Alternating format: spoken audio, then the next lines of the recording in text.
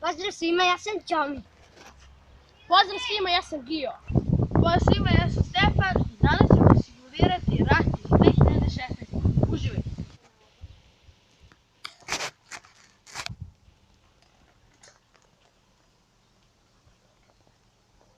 Ćao. Ćao. Kako je danas vruće? Šta ćemo danas da radimo? Ne znam, hajde da igramo rata. Ajde. Ovo je